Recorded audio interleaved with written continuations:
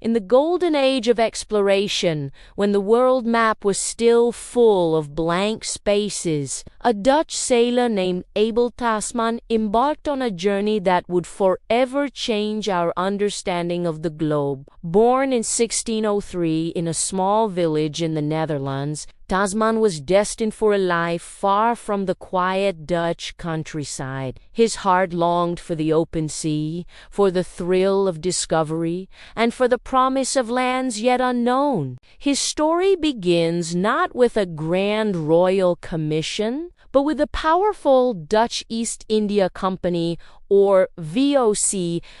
This wasn't just a trading company, it was a maritime empire, with its own ships, armies, and a relentless drive to expand its influence across the East Indies. By the 1630s, Tasman had proven himself a skilled and reliable navigator in their service. He had sailed the treacherous waters of Asia, battling pirates, storms, and the constant uncertainties of the sea. His reputation grew, and soon the directors of the VOC saw in him the perfect captain for their most ambitious project yet. The mission was audacious, born from centuries of speculation and myth. For generations, geographers had theorized about a massive southern continent, Terra Australis Incognita, a landmass believed to balance the continents of the northern hemisphere. Finding this great southern land was the ultimate prize. The VOC, ever pragmatic, was less interested in geographical theory and more in the potential for new trade routes, new resources, and new markets. They entrusted this monumental task to Abel Tasman. In August 1642, Tasman set sail from Batavia, Moranda, Jakarta, with 2 ships, the Heemskerk and the Zeehan. His orders were to sail west, then south into the uncharted waters of the Indian Ocean, and then east, hoping to either circumnavigate the known land of Australia or run straight into the fabled southern continent. This was a leap into the unknown. The crews were venturing into a part of the world no European had ever seen. The maps were empty. The dangers were immense, and their only guides were the stars, their compasses, and Tasman's unwavering resolve.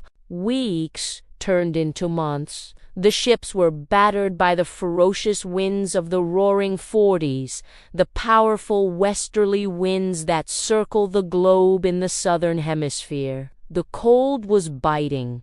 The seas were relentless, and the sense of isolation must have been profound. On November 24, 1642, after months of seeing nothing but an endless expanse of gray ocean, a lookout high in the mast cried out, "Land aho!" They had sighted a rugged, mountainous coastline. Tasman named it Van Diemen's Land in honor of Antoni van Diemen, the Governor-General of the Dutch East Indies and the Expeditious Patron. Today, we know this large island as Tasmania. They anchored and explored the coast, but encounters with the local indigenous people were brief and tense. Tasman, cautious and following his orders to avoid unnecessary conflict, didn't establish a settlement. He claimed the land for the Netherlands, planted a flag, and,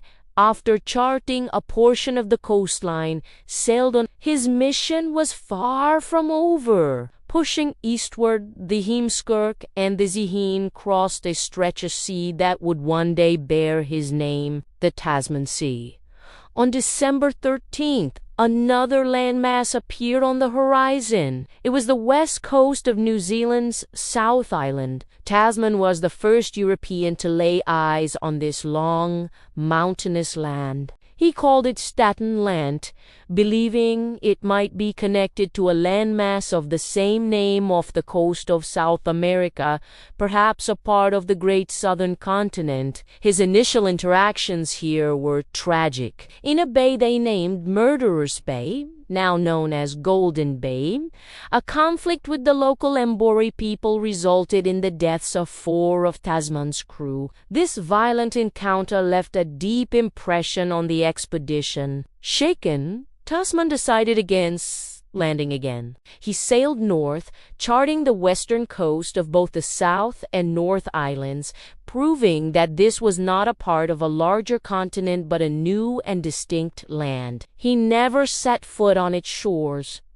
But the journey of discovery continued. Tasman sailed northeast, and in January 1643, he stumbled upon the Tonga and Fiji island groups. He was the first European to visit these islands, and his encounters with the islanders here were far more peaceful. He traded for fresh water and provisions, marveling at the vibrant cultures he encountered. These visits provided the first European accounts of the Polynesian peoples of this region. After navigating the complex archipelago of Fiji, Tasman turned his fleet northwest, sailing along the northern coast of New Guinea. He had successfully completed a massive circuit of the Australian continent without ever actually seeing it. He had proven that New Holland, as it was then known, was not part of a larger southern continent. He returned to Batavia in June 1643 after a voyage of 10 months,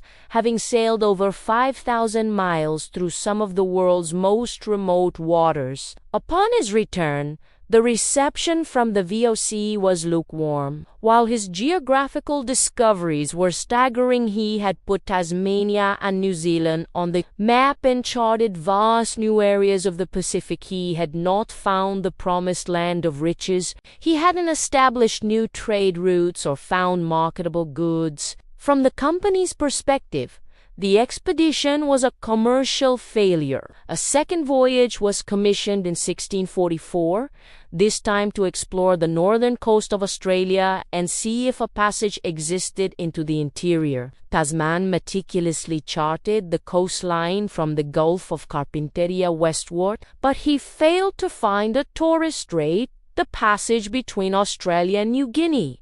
Concluding that they were connected, this too was deemed a disappointment by his employers. Abel Tasman's career as a great explorer was effectively over. He continued to work for the VOC in various capacities, but he never again commanded such a grand expedition. He passed away in Batavia in 1659, a man whose incredible achievements were not fully appreciated in his own lifetime. For over a century, Tasman's discoveries remained little more than lines on a map. No other European followed his path to Tasmania or New Zealand until the arrival of Captain James Cook more than 120 years later. It was Cook who would complete the picture, circumnavigating New Zealand, charting Australia's eastern coast, and finally dispelling the myth of Terra Australis. Yet Tasman's legacy is undeniable.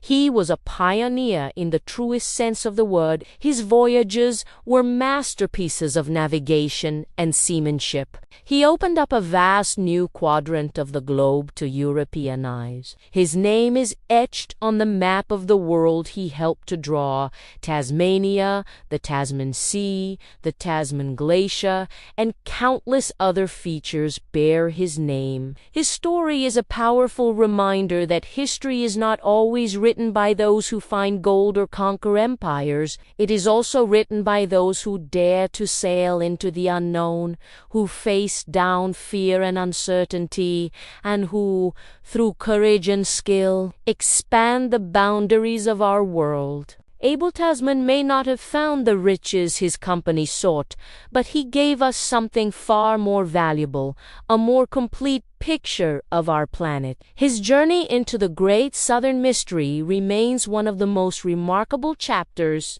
in the age of discovery. Thank you for watching. If you enjoyed this journey into the past, be sure to like, subscribe, and follow for more stories of exploration.